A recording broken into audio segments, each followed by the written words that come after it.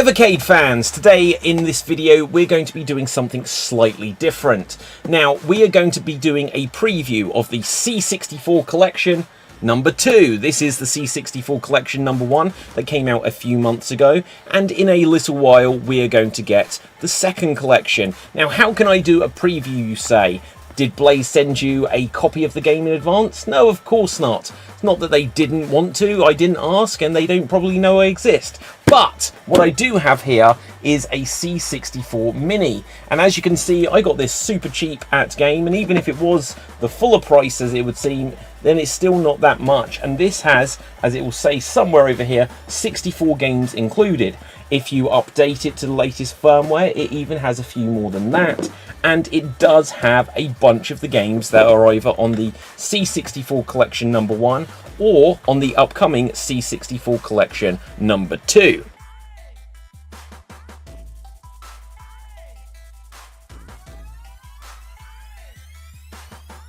So yes, all of the footage you're seeing here doesn't actually come from the Evercade versions of the C64 games on the C64 Collection 2. They do come from the C64 Mini from Retrogaming, which came out probably about 4 or 5 years ago now. I think 2017 is when this came out, in fact. Wow, that is time getting away from us. But this does have a bunch of the games which will be on the C64 Collection number 2, as well as a bunch of the games that was on the C64 Collection number 1. Now, I'm not saying that you shouldn't bother to get the C64 collections for the Evercade, because there's a bunch of benefits to being able to have it like this. One, you have the games on a cartridge in physical form, whereas if you just have them on this, then they're digital downloads built in and baked into the system. You can obviously play these on the original Evercade handheld and the Evercade EXP handheld consoles, whereas this you can only connect to your television. This also has the benefit that you can put it into the Evercade VS and play on your television, and also you can connect the Evercade handheld systems to the TV anyway, so however you look at it, you can play these on your TV. But with this, you cannot play them as a handheld. But this does give us a chance to see what the games are.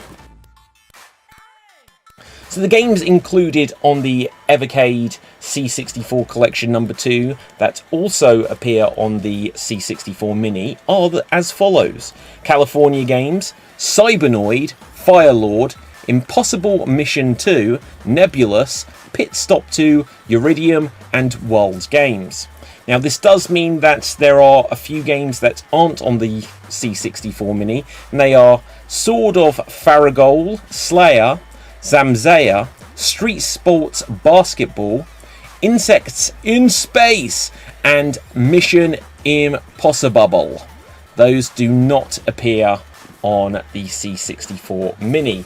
Now the good thing about the C64 Mini, but I haven't done it yet, is that you can add additional games to it, just like the A500 Mini. If you've seen that, I have added a ton of games to that. At some point I will do a big video and I will do a review of this and add more games to it, including all of the ones that would be on the C64 cartridges for the Evercade. But we're going to work out if you should still get them on the Evercade. That's the point of today's video. So I can't talk about the games that I don't have. Let's talk about the games that I do have. Now, Californiagames is a classic game from back in the day, and it's one of those games that appeared on everything. You could get Californiagames obviously for the Commodore 64, for the Amiga, for things like the Master System, the Mega Drive, the Atari ST, and goodness knows what else. It was basically on everything, even like Game Gear, Atari Lynx. And so what is Californiagames? Californiagames is a sports title where you do several different sports. You have skateboarding, you have surfing, basically keepy uppy, I forget what they call it on the game, and stuff like this. It's games that you would expect to be able to be played in California, ones that give that totally tubular vibe, dudes, that kind of stuff. Now I'll be honest, I don't particularly like this game. I've never particularly liked this game on any system, and it's because I always find it fiddly to get into. This is unfortunately going to be a theme of a bunch of the games that I tried on the C64 Mini that will be on the upcoming Evercade cart. Yes, these are Commodore 64 games, and they don't generally give you any instructions or indication of how to play the games, and as a result they are sometimes a little bit of a mystery. Now, for the purposes of this preview, it isn't a review. I didn't go into the depths of getting tutorials or looking loads of stuff up just to be able to get the most out of these games, because this isn't about me reviewing them, it's just a preview. And I found that some of the sports I could get into more on California Games, but some of them I just found like frustrating to try to play over and over again, and it just coming up saying fault or failure. Great. Now, we're just going to keep this similar theme here because this cartridge also has worldgames, and whereas worldgames is spread over the world compared to California Games just being set in California, this does give a more varied selection of sports that you might expect to see in the Olympics. It has things like skiing, which is obviously a winter Olympic. Then you have like the caber toss, which is like Scottish themed, and once again it was very much a similar thing. Some of the controls I could get into and pick up quite quickly, but the annoying thing with games like this is that there is just a huge amount of, oh, you went wrong instantly, oh, you went wrong instantly. It doesn't really give you any breathing space to get used to the controls before it says that you've lost. And that's something where I feel that on these games, if you put in the time, you'll start to get the idea. If you have to look in the handy instruction books that they do give with Evercade cartridges, you may start to get the idea of what some of the controls are. But if you just want to pick up something and play, you're probably going to find that this isn't instantly enjoyable.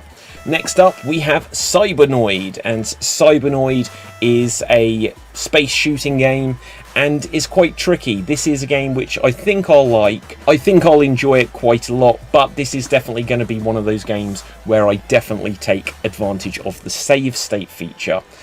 Now, that's always such a shame with some of these older games, because back in the day you would just have to play them for what they are. But just to try to capture footage for this preview, I found with Cybernoid in particular, I was finding that I was having to do a save state every time I got past the next baddie, just because it was quite a tricky game and it was quite unforgiving. Firelord, this one seemed interesting. I wasn't super impressed with the graphics of this compared to some of the others on here, but it gave me instantly like, oh, is this going to be a bit Zelda-like? And for the 20 minutes or so that I played it, I quite liked that there was the idea that you'd go into people's homes or into people's businesses, I suppose, and try to steal some items from them, but damn it, I could never quite fathom how that mechanic worked. Every time you went to steal something, you could see that a character would look left and right and you try to steal it whilst they're not looking, but as soon as I tried to steal it, they'd look back and catch me. And it wasn't that I was doing it badly timed, it'd be like a moment or two and I just didn't know how to actually complete the steal. It just didn't work for me. Other than that, I mostly was wandering around the town, picking up some items, and occasionally I had some power or ability to shoot and kill the bad guys. Seems an interesting game which I will probably quite enjoy to dig into deeper, but at the moment I'm not 100% sure if this is going to be quite the Zelda style epic that I'd quite like it to be, or if it might be quite a short game. But Firelord seems one to check out later. I did like how the character would turn his head and just casually look around at things that he was going past. That was pretty cool for a game of this age.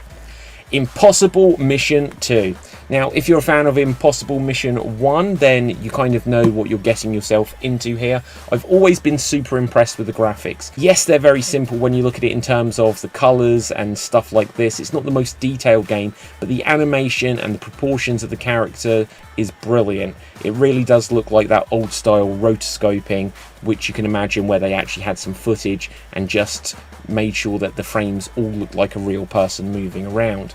In terms of the actual gameplay, you're sneaking around, jumping and using computers, going up and down lifts and trying to solve some light puzzles just to be able to get past some of the enemies in the game. Now, Nebulus was probably my favourite game that I played in this preview. It's a kind of puzzle platformer game where you walk around, you have to occasionally jump over things and avoid like traps and tricks and enemies and try to just climb a tower. Now, this tower that you're climbing gives this incredible cylindrical 3D effect, and it reminded me of the game Mickey Mania, which has got a level where you're climbing up a tower, and when I saw it back in the 90s I was like, oh my goodness, this is 3D. And obviously this looks a lot older than that, but it still has a similar 3D effect as you climb these towers. It does occasionally have some bonus stages where you're trying to catch fish in a submarine, but it is a pretty cool game. It's definitely one where I feel like once you get into it, you could start speed running the levels and trying. You may need to use the save states just to learn your way through a level, but it's not so unforgiving as some of the other games on this cartridge. Pit Stop 2 is a racing game, and I quite enjoyed playing this, but I don't know why I just wasn't winning, because I seem to be overtaking tons of competition, and I made it through all the laps on the few tracks I tried, and then it would always come up saying that I'm like 4th or 5th, and I couldn't quite work out what the technique you need to do to get into first position would be. But it was quite a fun game. It's very repetitive, very basic. You do just go around the tracks. You can luckily see a map just to get a sense of where the turns are coming up later in the track. Unfortunately, it is a little bit repetitive, and when I was first playing it, even the first track that I did with the first lap that I did, I was having to look at the map thinking, am I actually getting around this thing, and how long does this take before you actually progress onto the next stage. Uridium is quite a cool looking shoot 'em up game, and it's one that I feel, again, I probably need to learn the level layout just to know what I'm got to shoot, where I've got to dodge. It does go quite fast paced, and I found that most of the time I was just getting killed by crashing into things, but it definitely seems like one of those games that I'm going to get into, especially on the Evercade, which is home to so many good shoot 'em ups already. Now, as mentioned, the C64 Mini doesn't have Sword of Fargoal, Slayer, Zamzara, Street Sports Basketball, Insects in Space, and Mission Impossibibubble. Now, with this C64 Mini, like I said, you can add more games. So if you wanted to have the parity between this and the C64 Collection cartridges on the Evercade, then you could find a way to put them on there. I might do a video another day just to look at that, but I'm still happy to go ahead and get the C64 Collection 2 when it releases on Evercade at the end of April. So there you go, that is my preview of some of the games that will be on the Evercade C64 Collection 2, which comes out at the end of April. Now, obviously, I could find the other games that aren't on there and put them onto the C64 Mini to play, but let's leave a little bit of mystery for when the Evercade cart does come out. What I do know is that some of the games on there were punishingly hard to get into. If you were nostalgic for them because you played them back in the day, you will probably dive straight back in and feel all of the warm and fuzzies of nostalgia. But because the C64 wasn't what I had growing up, I had an Amiga, some of these felt punishingly difficult compared to what I even remember from the standard of Amiga games. And when I say punishingly difficult, they might be easy enough games to play, but without any kind of tutorial or heads up of controls, it did very quickly feel like I don't know what I'm doing, I'm just losing, I probably will play something else. So I suppose the big question is, should you still look forward to getting the C64 Collection number 2? And if you haven't already got the C64 Collection number 1, should you get that if you can get something like the C64 Mini? Now, once again, obviously this gives you a lot more games, and you can expand it and basically have the entire C64 library with a little bit of work on this one unit. The difference is that you can have these to go. You can have these as a handheld game, which you can then play on your television, and it's the same cart with the same saves that you will then take with on the go if you have an EXP or the original Evercade handheld. I would say if you are not so into the retro style games where they're like difficult to get into without the best controls, then the C64 collections may not be quite your cup of tea. If you are nostalgic for it and you had it back in the day, then you'll definitely want it. There are some cool games that are going to be on the second collection, just as there were some cool games on the first collection. So if your interest is just to take a step back in time and explore some of gaming history that perhaps you didn't play the first time around, perhaps you're too young to have done it, then certainly the Evercade C64 Collection 1 and 2 is a good way to do that. But likewise, going back and getting the C64 Mini itself is another great way to do it. I would say that if you had to go for one or the other, I'd probably just pick up a C64 Mini, play it on my television, because you probably play a lot of these games once or twice, or give them a little go, decide which ones you like, decide which ones you don't like, and if there are some that you're not so keen on, you're probably not going to push yourself to go through it. Now, if you're more of a gamer that wants something just to have in your bag, so that when you go on the, go on a train or something, then having them on cart format is really good, that you can then take to be able to have on your Evercade EXP or original handheld. The only thing is that I don't know that a lot of these that I played today, at least, are the kind of games that would be my go-to.